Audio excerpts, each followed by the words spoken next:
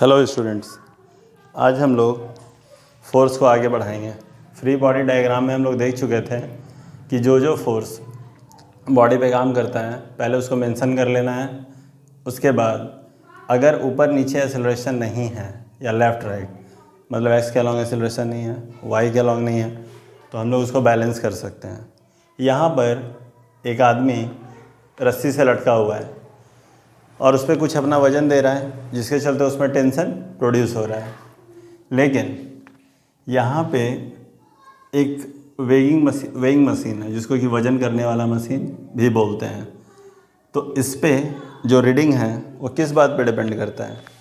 वो इस बात पे डिपेंड करता है कि कितना टेंशन इधर ये ट्रांसफ़र कर रहा है। अगर इस पे वो कोई टेंशन नहीं डाल रहा है, मतलब थोड़ा सा भी फोर्स नहीं डाल रहा है, तो पूरा वज़न इस पे आएगा। और अगर पूरा का पूरा ये इस पे लटक जाए तो क्या होगा? वज़न जीरो बताएगा। तो यहाँ हम लोग देख सकते हैं N+T is equal to mg। Okay, तो नॉर्मल रिएक्शन जो कि वेट दिखाएगा will be equal to mg minus T. ठीक है, तो अगर टेंशन पूरा का पूरा वज़न के बराबर हो जाए, या तो कह सकते हैं ये रस्सी में लटक जाए, तो यहाँ पे जो वज़न दिखाएगा वो क्या होगा? जीरो, मतलब normal reaction is zero. Okay, तो हम लोग इसके बाद का केस अब देखते हैं। एलिवेटर के बारे में तो सुने ही होंगे सभी कोई। तो एलिवेटर में जब भी कोई आदमी ऊपर नीचे आते आते रहता है तो क्या होता है? कुछ वज़न में चेंजिंग फील होता है। जैसे कि अगर ऊपर जा रहे हैं तो ऐसा लगता है कि वज़न बढ़ रहा है। ओके, उसका कारण होता है क्योंकि ग्रेविटी नीचे अट्रैक्ट कर रही होती है और हम लोग ऊपर जाना चाहते हैं। तो अब ग्रेविटी से तो ज़्यादा ताकत लगाना पड़ेगा ना। ऊपर जाने के लिए ग्रेविटी को ओवरटेक करना पड़ेगा, मतलब ओवरटेक नहीं, काउंटर करना पड़ेगा, उससे भिड़ना पड़ेगा। तो पहले तो ग्रेविटी जितने से टान रही है उतना फोर्स देना पड़ेगा, फिर अगर एक्स्ट्रा एक्सेलरेशन देना है तो ऊपर जाना पड़ेगा। तो हम लोग एलिवेटर का केस देखेंगे। हम लोग elevator, first of all with respect to ground, मतलब अगर कोई आदमी बिल्डिंग के बाहर है तो उसको क्या दिखेगा एलिवेटर के अंदर? तो केस वन पहले हम लोग देख लेते हैं। विथ रिस्पेक्ट टू ग्राउंड, मतलब जो ऑब्जर्वेशन ले रहे हैं वो इंसान कहाँ पे है? वो ज़मीन पे है। ठीक है, वो लिफ्ट में नहीं है। तो जस्ट इमेजिन कि ये लिफ्ट है और ये कोई सामान है जिसका मास m है। अभी एक्सेलरेशन क्या है? जीरो। ठीक है, तो इसका फ्री बॉडी डायग्राम हम लोग ड्रॉ कर सकते हैं। नीचे डालेगा ये वेट mg और ऊपर मिलेगा इसको नॉर्मल रिएक्शन। तो कोई भी एक्सेलरेशन नहीं है, इसीलिए normal reaction equal to mg।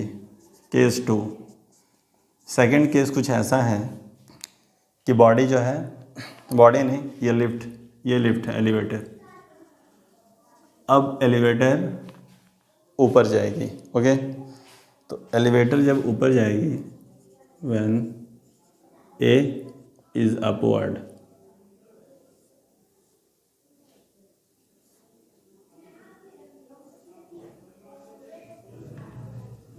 इसका मास m है और ये ऊपर जाएगा। ठीक है, तो जब ऊपर जाएगा तो क्या होगा? हम लोग देख सकते हैं इसका फ्री बॉडी डायग्राम। इधर mg, इधर नॉर्मल रिएक्शन। यहाँ ग्राउंड पे कोई बैठा हुआ आदमी देख रहा है इसको। तो ये बताएंगे महाशय कि यार ये तो ऊपर जा रहा है, तो नो डाउट n क्या है? ज़्यादा है। n minus mg is equal to resultant acceleration, मतलब ऊपर अगर एक्सेलरेशन हो रहा है तो नॉर्मल ज़्यादा है, इधर का फोर्स नेट ज़्यादा है, क्योंकि जिधर फोर्स ज़्यादा होता है उधर ही मूवमेंट होता है। क्लियर? तो इधर अगर मूवमेंट हो रहा है मतलब एक्सेलरेशन किधर है? इधर है, a equal to a naught. Clear? a naught नहीं, a इक्वल टू a ही ले लेते हैं। तो एक्सेलरेशन ऊपर है, तो यहाँ पे हम लोग क्या कर सकते हैं? n minus mg equal to ma। तो नॉर्मल रिएक्शन क्या आएगा? ma plus mg। G common, sorry m common और ए प्लस जी। क्लियर है? इससे ये पता चलता है कि जब ऊपर जाएगा तो जो नॉर्मल रिएक्शन है वो बढ़ जाएगा। पहले क्या था एम जी, जब शांत था, जब कोई बॉडी में एक्सेलरेशन नहीं था, मतलब एलिवेटर में, लेकिन जब ऊपर जाने लगेगा तो ए प्लस जी हो जाएगा। और ये नॉर्मली बात भी है। क्यों? क्योंकि जब हम लोग ऊपर जाएंगे तो ग्रेविटी का फोर्स क्या होता है एम जी, वो तो देना ही पड़ेगा। और ऊपर से और एक्स्ट्रा अगर एक्सेलरेशन लेना है तो उसको भी अप्लाई करना पड़ेगा। जो हम बोल सकते हैं कि तो दबाव इस पे ज़्यादा बढ़ेगा, सॉरी इस यहाँ पे ज़्यादा बढ़ेगा। क्यों बढ़ेगा? क्योंकि नॉर्मल रिएक्शन बढ़ेगा इसलिए दबाव बढ़ेगा। नॉर्मल रिएक्शन क्यों बढ़ेगा तो बता ही दिए, क्योंकि उसको ग्रेविटी के साथ साथ ऊपर भी जाने का फोर्स अप्लाई करना पड़ेगा। ओके, अब थर्ड केस देखते हैं हम लोग। आई होप फोकस हो रहा होगा। ओ सॉरी, नाउ अब हम लोग देखते हैं थर्ड केस, केस 3। ये सब क्या है? विथ रिस्पेक्ट टू ग्राउंड, मतलब ज़मीन पे बैठ के कोई बंदा देख रहा है ये सारा समस्या या केसेस। केस 3, एक्सेलरेशन किधर है? नीचे, ए, यही लिखते हैं सिर्फ। एक्सेलरेशन किधर है? नीचे, और इधर है मास एम जी, ये नॉर्मल रिएक्शन। अब नीचे आ रहा है तो नेट फोर्स ज़्यादा किधर है? नीचे, तो ये हो जाएगा M G minus N equal to M A not. M G minus M A ही रहने देते हैं, इक्वल टू एन। तो नॉर्मल रिएक्शन क्या हो जाएगा? जी माइनस ए, ये ध्यान दिया जाए। तो नॉर्मल रिएक्शन जो है वो एम जी माइनस ए हो जाएगा। क्यों? ये वाला सेकंड केस का था, सॉरी। जी माइनस ए का मतलब समझिए यहाँ पे कि नॉर्मल रिएक्शन अगर एम जी होता है कब? जब शांत रहता है तो उससे अब क्या है? कम है। कितना कम है? एम ए क्यों कम है? क्योंकि उतना एक्सेलरेशन से वो नीचे आ रहा है। लेकिन एक केस और है, अगर जी ए के बराबर हो जाए तो ये नेट रिएक्शन क्या हो जाएगा? जीरो। मतलब एक तरह से ऐसा लगेगा कि नॉर्मल रिएक्शन एलिवेटर के फर्श पे पड़ ही नहीं रहा है, वो हवा में है। क्लियर? तो यहाँ ये समझने वाला बात है कि ये सब फार्मूलाज से अगर कुछ पता चलता है तो उसको एनालाइज करना ज़रूरी है। यहाँ पे एक्सेलरेशन अगर जी के बराबर हो जाए तो वेटलेसनेस आ जाएगा, मतलब केस ऑफ नो वेट, ऐसा फीलिंग आएगा। ऐसा होता भी है तारा माचिस में। तारा माचिस मतलब वो क्या बोलते हैं? कार्ट व्हील बोलते हैं इसको इंग्लिश में शायद, जिसमें हम लोग गोल गोल घूमते हैं। यहाँ आते समय वेटलेसनेस आ जाता है, मतलब ऐसा लगता है कि यहाँ पे वज़न है ही नहीं हम लोगों में, और एकदम हम लोग के अंदर हवा भर गई, अजीब गुदगुदी टाइप का फीलिंग आता है, क्योंकि उस समय वज़न कम लगता है। कारण वही है एम जी माइनस ए। ओके, जब हम लोग नीचे एक्सेलरेट कर रहे होते हैं तो नॉर्मल रिएक्शन कम हो जाता है। किस पे? जिसमें बैठे हुए रहते हैं, चाहे वो कार्ट व्हील हो चाहे लिफ्ट हो। क्लियर? अब देखते हैं हम लोग विथ रिस्पेक्ट टू किसके? With respect to man in elevator, जो एलिवेटर में है घुसा हुआ, उसके हिसाब से देखते हैं।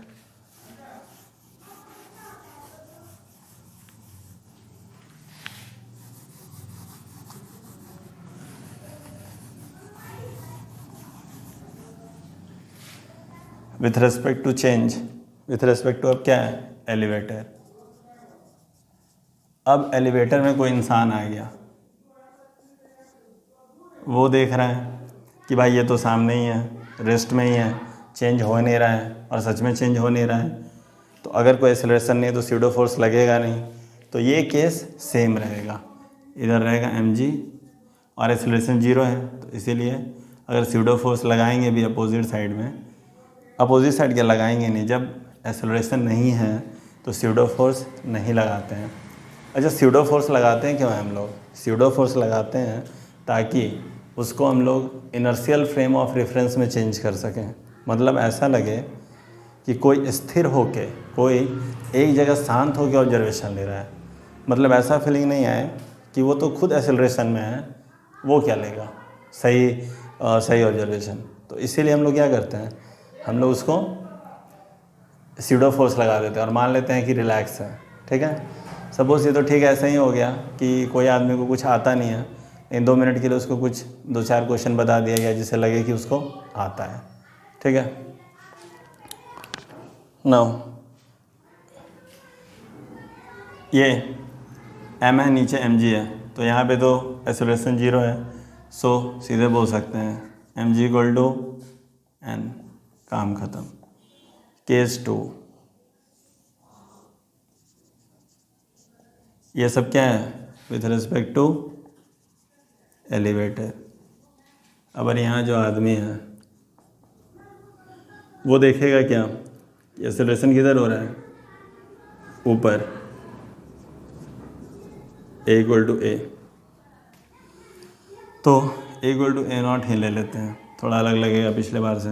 नाउ इस बार अगर इसका फ्री बॉडी डायग्राम बनाया जाए यहाँ पे, तो ये m है, नीचे mg, ऊपर n। एक्सेलरेशन किधर हो रहा है, एक्सेलरेशन हो रहा है ऊपर। ओके, तो ये इंसान जो है वो तो गलत ऑब्जर्वेशन ले सकता है, इसीलिए ये जो एक्सेलरेट कर रहा है हम लोग लगा देते हैं क्या, ma0 नीचे लगा देते हैं स्यूडो फोर्स,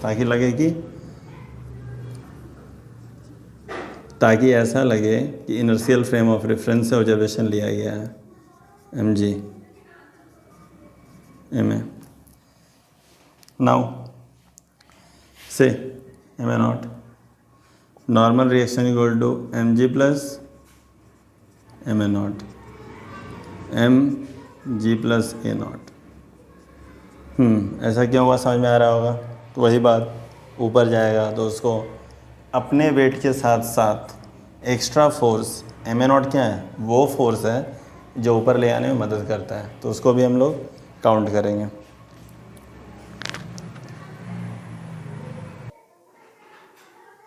अब देखते हैं हम लोग थर्ड केस। ओके, केस 3, यहाँ पे बस एक ही चेंज होगा, आदमी आ जाएगा और एक्सेलरेशन नीचे हो रहा है, तो फ्री बॉडी डायग्राम में कुछ चेंजेस आ जाएंगे। यहाँ पे mg है, ये नॉर्मल रिएक्शन है, एक्सेलरेशन नीचे हो रहा है ना, तो ऊपर लगेगा स्यूडो फोर्स ma0। ये क्या है, स्यूडो मतलब वही नकली। ओके, तो यहाँ पे या झूठा भी बोलते हैं उसको। तो ये क्लियर हो गया।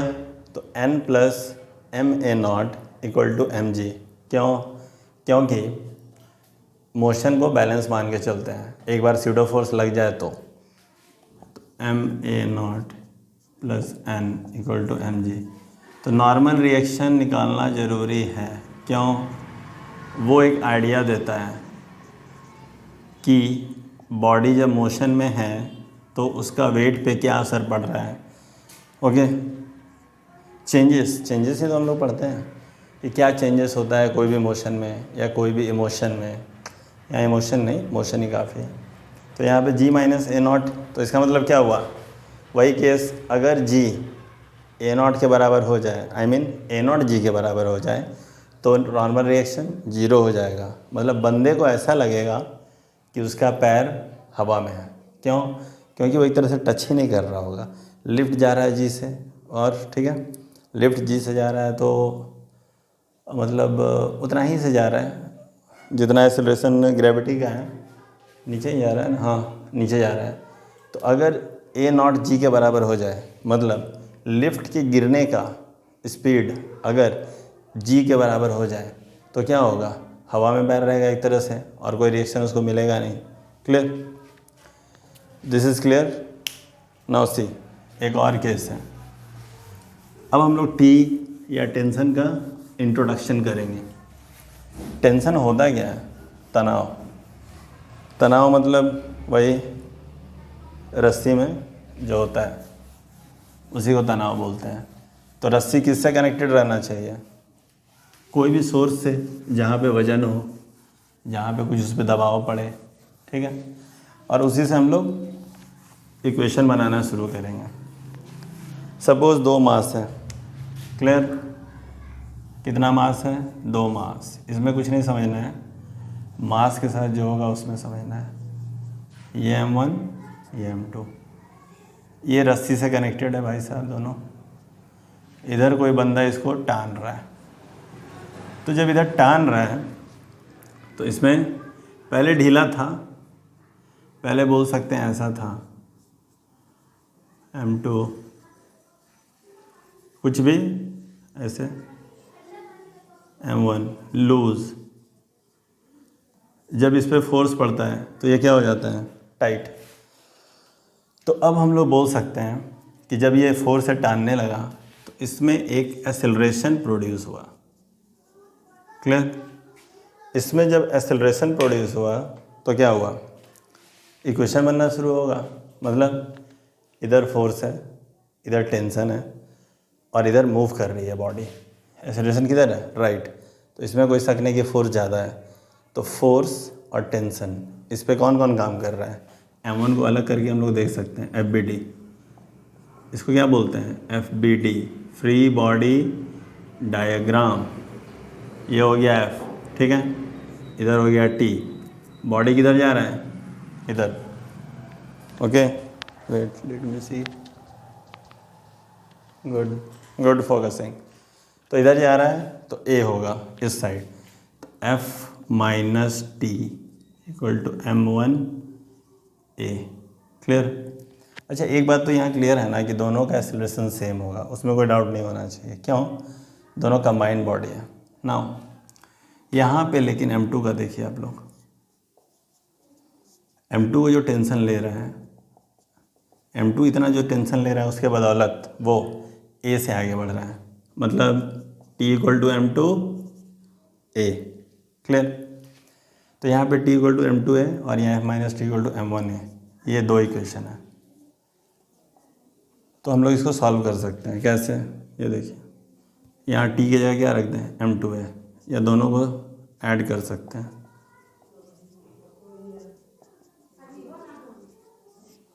T cancel, F equal to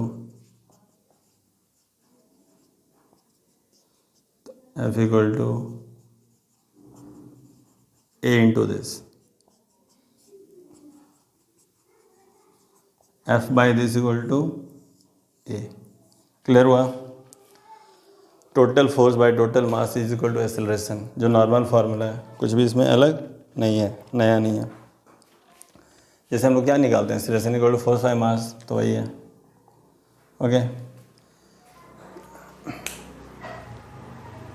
ये पहला क्वेश्चन है शायद, नहीं पहला क्वेश्चन नहीं है, और भी क्वेश्चन है जिसमें हम लोग T अप्लाई किए हैं। अब आगे हम लोग देख सकते हैं और भी नेक्स्ट केसेस। अब पुली आएगा, ये शायद हम बता चुके थे केस, जिसमें रिजल्टेंट निकाला जाता है T का। मतलब अगर T एक ऑब्जेक्ट पे काम कर रहा है 90 डिग्री पे, can you imagine the figure, एक ऑब्जेक्ट है जो कॉर्नर पे है, पुली लगा हुआ है कॉर्नर पे, और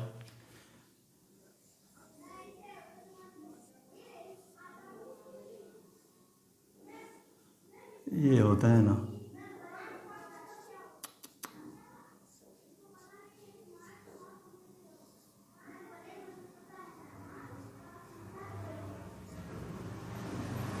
इस, और यहाँ पे मास M है, और यहाँ पे क्लैम्प्ड है, क्लैम्प मतलब बंधा हुआ है, T, यहाँ भी T, तो यहाँ T है, इधर भी T है, तो रिजल्टेंट क्या आ जाएगा, √2T, Pythagoras theorem, clear. Pythagoras theorem क्या होता है भाई, T, तो √2T, डन। तो यहाँ पे √2T आना भी है। सोचने वाली बात है कि अगर ये नीचे जाए या ये इधर टाने तो फोर्स किस पे पड़ने वाला है, इसी पे, और वो इन दोनों टेंशन के √2 टाइम्स ज़्यादा होगा, मतलब 1.414T, √2T इक्वल टू इतना, क्लियर है। नाउ पुली का केस है, इसको भी देख लिया जाए। पुली का केस तो सबको पता ही है लगभग। एक पुली होगा, उसमें 2 मास होगा, एक को बोलेंगे M1, एक को बोलेंगे M2। यहाँ एक बात है कि M1 क्या है, बड़ा है, M2 छोटा है। M1 ग्रेटर देन M2, तो नीचे एक्सेलरेशन होगा, ऊपर एक्सेलरेशन होगा। ये मूव कितना करेगा, x2, ये मूव कितना करेगा, x1। v1 भी बोल सकते हैं कि इसका v1 होगा वेलोसिटी, इसका v2 होगा। तो टेंशन हमेशा सोर्स से दूर काम करता है, t t t और t। और ये दोनों टेंशन को कौन संभाले हुआ है, ये। इसीलिए यहाँ पे क्या होगा, 2t। क्लियर। हाँ, तो अब हम लोग देखते हैं कि यहाँ पे 2t, ये तो क्लियर ही होगा क्योंकि 2t को इन दोनों का वेट संभालना पड़ रहा है। अब फ्री बॉडी डायग्राम बनाएंगे हम लोग। सबसे पहले M1 का,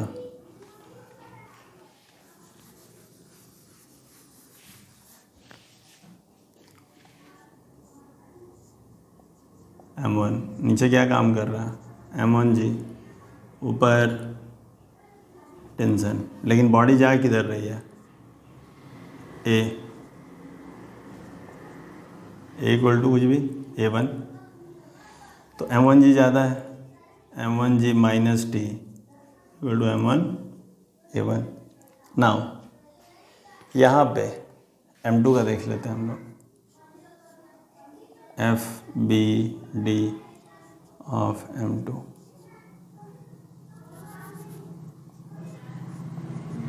M2 में क्या काम कर रहा है, ऊपर टेंशन, ठीक है, और नीचे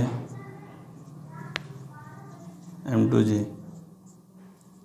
ये क्या है, A इक्वल टू A2 मान लेते हैं। लेकिन यहाँ पे दोनों कनेक्टेड है, किससे, एक ही सिस्टम से, तो दोनों का एक्सेलरेशन सेम होगा। क्यों, जितना ये मूव करेगा उतना ही वो मूव करेगा। उसके लिए एक फार्मूला है, जैसे मान लीजिए x1 चला है ना, तो इसका टेंशन T है, तो Tx1 plus Tx2 equal to 0। Summation of Tx क्या होता है, 0। क्यों, क्योंकि सब कनेक्टेड सिस्टम रहता है, तो जितना भी वर्क डन होगा नेट 0 होगा। जितना ये पॉजिटिव नेगेटिव वर्क डन होगा उतना ये पॉजिटिव वर्क डन होगा, मिला के 0। तो यहाँ अगर डिफ्रेंशिएट किया जाए तो ये क्या बन जाएगा, Tv1 plus Tv2 equal to 0। यहाँ एक साइन का लफड़ा है, Tx1 क्या होगा, माइनस में होगा क्योंकि वो नीचे जा रहा है।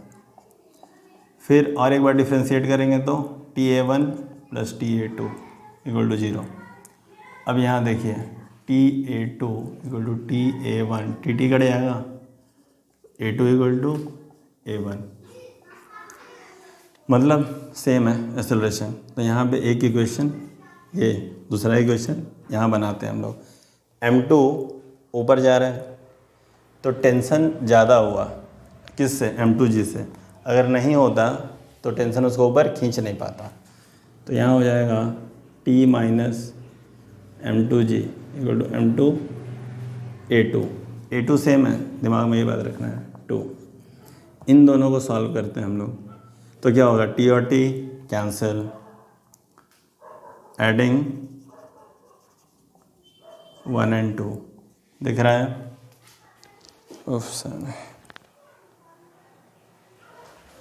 यहाँ पे ऐड कर दे रहा है, M1G minus T equal to M1 A1, और ये T minus M2G M2 A2 cut गया। M1A प्लस M2A लिख दे रहे हैं, क्यों, A1 A2 क्या है, A है, G कॉमन ले लेते हैं। अच्छा माइनस कहीं था नहीं क्या, माइनस T प्लस T, अच्छा ये माइनस है, वही हम सोचें कि सब तो कट ही जाएगा। तो G आ जाएगा इतना, क्लियर। या A का वैल्यू एक्चुअली बोलते हैं, A का निकालेंगे, G का तो सबको पता है। ए का निकालने के लिए, अच्छा 1 मिनट इसको मिटा दे रहे हैं, ए का निकालने के लिए इसको इधर ट्रांसफ़र कर देंगे, G into M1 minus M2 by M1 plus M2। ऐसा इसलिए क्योंकि सोचने वाली बात है, कोई भी ए का वैल्यू पूछेगा, जी का वैल्यू तो सबको पता है 9.8 मीटर पर सेकंड स्क्वायर, ठीक है। तो इसमें हम लोग टी निकाल चुके हैं। अब क्या करेंगे,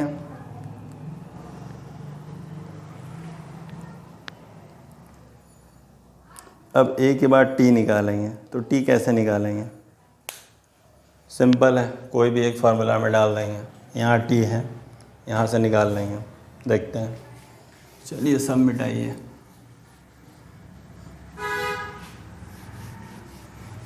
जो रिज़ल्ट होता है ना उसको रखना पड़ता है, काम देता है बहुत बार, दिमाग में भी कॉपी में भी। तो यहाँ देखिए M1G minus T equal to M1A। तो टी क्या होगा, M1G माइनस M1A। ए कितना है दिख रहा है, G इंटू यहाँ ए के जगह क्या किए, इसको पुट कर दिए, क्लियर है। तो यहाँ क्रॉस मल्टीप्लाई हो जाएगा, ओके। जी दोनों में है, पहले तो जी उठाए, जी मतलब गायब कर देंगे, उठा लेंगे, और M1 भी उठा लेंगे। M1G बाहर, 1 माइनस M1 माइनस M2, ये पार्ट आ गया, दिख रहा है। इधर ही सॉल्व करना पड़ेगा। M1G M1 प्लस M2 यहाँ आ जाएगा, और माइनस के चलते इन दोनों का साइन चेंज हो जाएगा, ये प्लस से माइनस हो जाएगा और ये माइनस से plus. M1 plus M2 minus M1 plus M2 by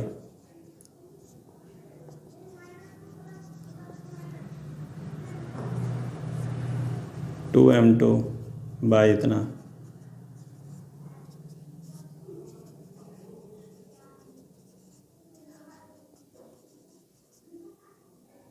ये क्या है, टी, और ये क्या है, नीचे वाला ए। ये कैसे आया था, इस इक्वेशन और M2 का जो फ्री बॉडी डायग्राम था उसको सॉल्व करके। और ये कैसे आया, तो ए का वैल्यू इसमें रख के। तो याद रहेगा, एक बार और देख लेते हैं। ए क्या आएगा, जी M1 minus M2 by M1 plus M2। मतलब अगर एक 20 किलो का मास है और ये 10 किलो का मास है, तो 20 माइनस 10 10, और 20 10 30, 10/30। 10/30 क्या हो जाएगा, 1/3, 1/3। मतलब जो एक्सेलरेशन है वो जी से कम ही आएगा हमेशा। क्यों आएगा कम, क्योंकि डिनोमिनेटर ज़्यादा है किससे, न्यूमरेटर से। तो न्यूमरेटर से जब डिनोमिनेटर ज़्यादा होता है ओवरऑल फ्रैक्शन कम आता है, और ये हो भी नहीं सकता है कि ए जी से ज़्यादा हो जाए। अब यहाँ पे टेंशन जो है वो क्या आएगा, 2M1 M2G by M1 plus M2, okay. तो रिज़ल्ट याद करने का एक ही तरीका है, बार बार रिवाइज करना, so that everyone knows। और ये तो समझ में आ गया होगा ना, sigma T X equal to 0 actually होता है क्या, sigma work done equal to 0, work done by tension equal to 0। क्यों, sorry, sigma work done by tension equal to 0, क्योंकि जितना टेंशन एक को नीचे ले आ रहा है उतना ही एक को ऊपर ले आता है, इसीलिए। और कंजर्वेटिव फोर्स फील्ड में, मतलब ग्रेविटी है ना, तो ग्रेविटी में क्या होता है, जो भी काम किया जाए इस तरह कि जितना ऊपर ले गया उतना ही नीचे, तो फ्रिक्शन को हटा के अगर फ्रिक्शन को नहीं जोड़े तो नेट वैल्यू क्या आएगा, 0 ही आएगा, क्लियर है। अब एक और क्वेश्चन देखते हैं हम लोग। 3 बक्से हैं, जस्ट इमेजिन 3 बक्से हैं, 120 न्यूटन का फोर्स दिया जा रहा है, 15 kg, 10 kg, 5 kg। पूछा है कि एक्सेलरेशन कितना होगा। और भी है, नॉर्मल रिएक्शन सबको एक दूसरे पे कितना अप्लाई करेंगे, मतलब ये वाला कितना नॉर्मल रिएक्शन इसको देगा, ये वाला कितना नॉर्मल रिएक्शन इसको देगा। तो सबसे पहले ये वाला इसको कुछ धक्का देगा, कितना से, N1 से, तो ये भी बर्दाश्त नहीं करेगा, ये भी इसको रिएक्शन दे देगा। अब ये इसको धक्का लगा है, आगे ट्रांसफ़र होगा वो, उसको बोलेंगे N2, तो उतना ही धक्का इसको भी मिलेगा। तो हम लोग क्या करेंगे ना, FBD ड्रॉ करना शुरू करेंगे, ठीक है। FBD क्या होता है, फ्री बॉडी डायग्राम सबका अलग अलग। तो सबसे पहले 15 kg को पकड़ लेते हैं, एक्सेलरेशन किधर हो रहा है, इस साइड, तो यह है 15 kg। अब इसमें क्या क्या फोर्स लग रहा है ये देखते हैं हम लोग। 120 ये वाला N1, मतलब 120 में से N1 को माइनस करेंगे तो नेट एक्सेलरेशन जो उधर हो रहा है वो आ जाएगा। तो 120 minus N1 equal to mass into acceleration. Mass कितना है, 15 kg, एक्सेलरेशन a मान लो, तो ये हो गया इक्वेशन 1। अब देखिए 10, इसमें कौन कौन फोर्स घुस रहा है, इस तरह देखते हैं, N1 अंदर और N2 अंदर। तो यहाँ पे मोशन किधर हो रहा है, राइट साइड में एक्सेलरेशन हो रहा है, तो N1 बड़ा होगा, N1 minus N2 equal to 10A, mass into acceleration. अब आता है थर्ड केस 5, इस पे सिर्फ N2 काम कर रहा है और N2 इसको कितना से एक्सेलरेट करवा रहा है, सब में एक्सेलरेशन क्या है, राइट।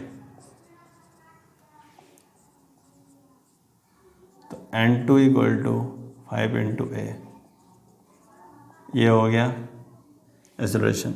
नाउ हम लोग पुट करना शुरू करते हैं। N2 की जगह 5A पुट कर सकते हैं, यहाँ अगर 5A पुट कर दिए हैं तो 5 उधर जाके 15A बन जाएगा, N1 आ जाएगा 15A, N1 की जगह रख देंगे 15A, 15A उधर जाके क्या बन जाएगा 30A, तो 30A बन जाएगा। तो 120 फिर आराम से A इक्वल टू 4 आ जाएगा। हमको तो यही तरीका बेस्ट लग रहा है, बैकवर्ड पुट करते जाएं।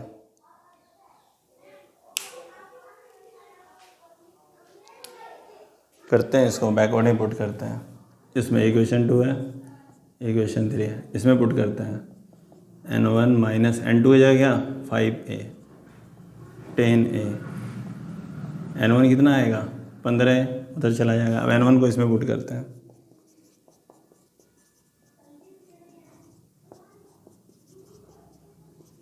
थर्टी है, 4 जा,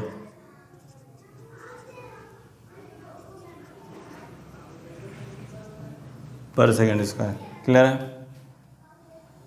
तो एक्सेलरेशन क्या आ गया 4 मीटर पर सेकेंड स्क्वायर। N1 कितना आ जाएगा 15A, मतलब 15 इंटू 4 equal to 60 newton. N2 equal to, N2 कहाँ पे है 5 है, 5 इंटू 4 20 न्यूटन। N3 कहाँ पे है, N3 नहीं सॉरी, बस हो गया यार, N1 N2 यही काफ़ी था। तो हम लोग देख सकते हैं कि यहाँ 20 न्यूटन N2 पे काम कर रहा है, इसीलिए 4 प्रोड्यूस हो रहा है। 10 पे N2 माइनस N1 काम कर रहा है, मतलब 60 माइनस 20 40 न्यूटन। तो 40 न्यूटन जब काम करेगा फोर्स, तो 10 kg को वो 4 से भगा ले जा पाएगा। और 15 में कितना काम कर रहा है 60 न्यूटन, तो 60 40 और 20, तो 60 न्यूटन 40 न्यूटन 20 न्यूटन पूरा का पूरा डिस्ट्रीब्यूट हो गया और हम लोगों को समझ में आ गया। नाउ और भी कुछ केसेस देखने का है, देख सकते हैं, जो ऑलमोस्ट सिंपल ही है।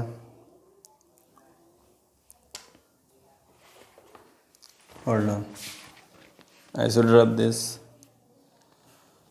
एक्चुअली थोड़ा सा एनालिसिस आसान करता है।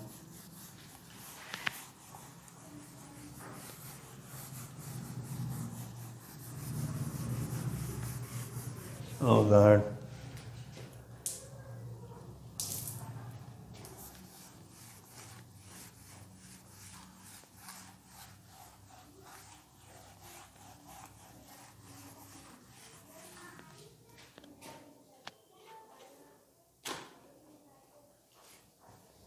नाउ एक केस है इस टाइप का, एक ब्लॉक है वेज, वेज को सॉरी फिगर देख के ही बनाना पड़ता है।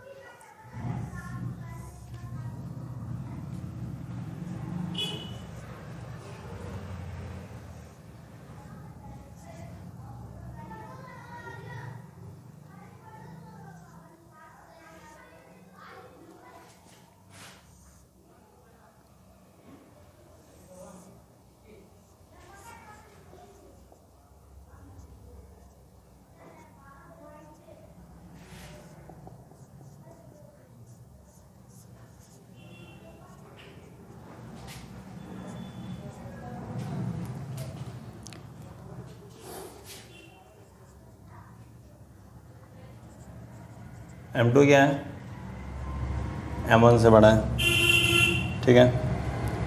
तो इतना तो पता है कि क्या होने वाला है। कौन खिंचाएगा, खिंचाएगा M1, क्योंकि M2 क्या है, बड़ा है।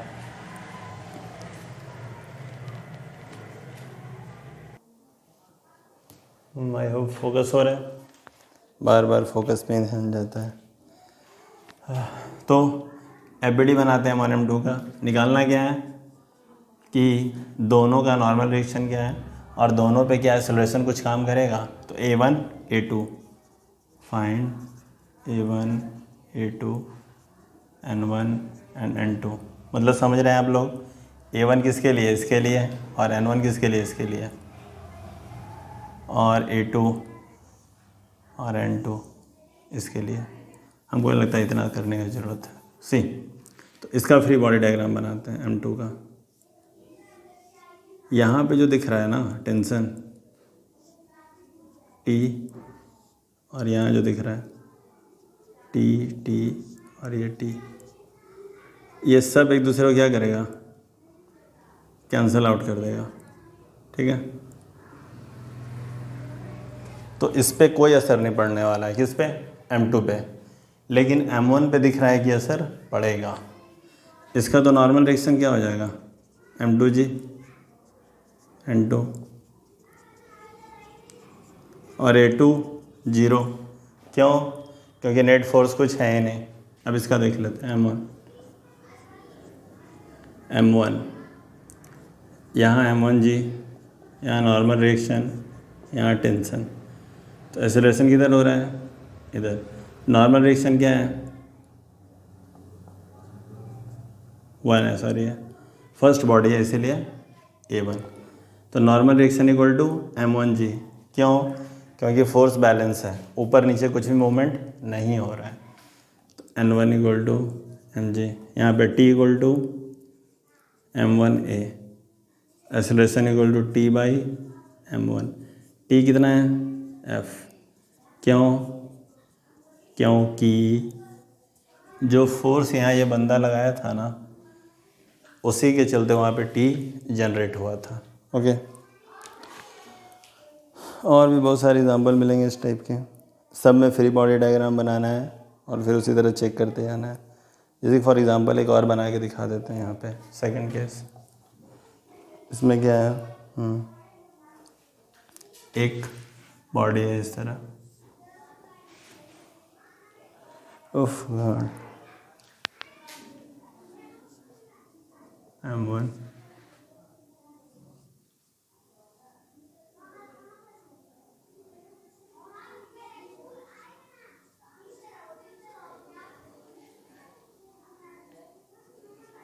T T T, फिर यहाँ कोई खींच रहा है F4 से। तो बताना है कि M1 उधर है, M2 इधर है। वही नॉर्मल रिएक्शन क्या होगा और बाकी सब आइसोलेशन क्या होगा दोनों का। तो पहला वाला का तो दिख ही रहा है कि नॉर्मल रिएक्शन तो जो होगा वही होगा, M2 का भी नॉर्मल रिएक्शन सेम ही होगा। लेकिन इसका कुछ एक्सेलरेशन हो सकता है क्या, ये दोनों तो एक दूसरे को कैंसिल कर देगा, अगर M1 का सिर्फ फ्री बॉडी डायग्राम बनाया जाए, M1 FBD ऑफ M1, तो क्या होगा ये T इधर, नीचे M1G, ऊपर नॉर्मल रिएक्शन। तो नॉर्मल रिएक्शन इक्वल टू क्या होगा M1G, T क्या होगा M1A1। ठीक है, मतलब किस पे फोर्स काम कर रहा है। अब हम लोग नेक्स्ट देख सकते हैं कि कैपिटल वाले पे क्या होगा। कैपिटल वाले पे भी सिंपल नहीं है। कैपिटल वाले पे किसका किसका बोझ है, अपना और उसका भी। तो यहाँ पे क्या होगा, अगर बड़ा वाला का फ्री बॉडी डायग्राम ड्रॉ करें तो M2, नीचे ये रिएक्शन N1 काम कर रहा होगा, नीचे क्या काम कर रहा होगा M2G। ओह, दिख नहीं रहा है क्या, एक्चुअली M2G और ये नॉर्मल 1। ठीक है, और ये जो फोर्स लगा हुआ था ना इस पर टेंशन का, सब एक दूसरे को कैंसिल कर देगा। जस्ट फॉर एग्जांपल सी, ये है tension T T T T।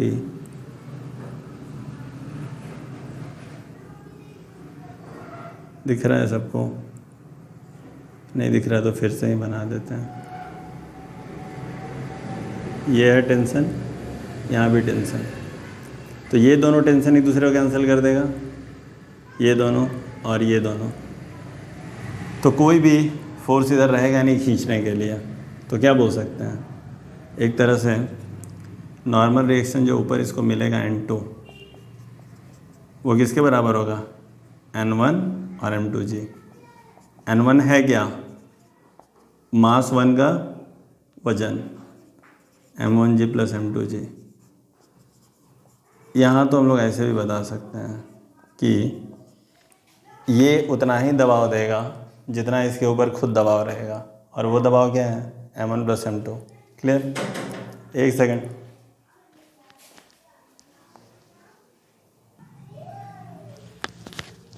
So I hope यहाँ तक समझ में आया होगा, और बाकी सब नेक्स्ट क्लास में देखते हैं हम लोग। तो कुछ थ्योरी ख़त्म हो जाए पहले, फिर उसके बाद न्यूमेरिकल्स पे डील करेंगे हम लोग। ओके, तब तक के लिए bye and see you in next class. Thanks.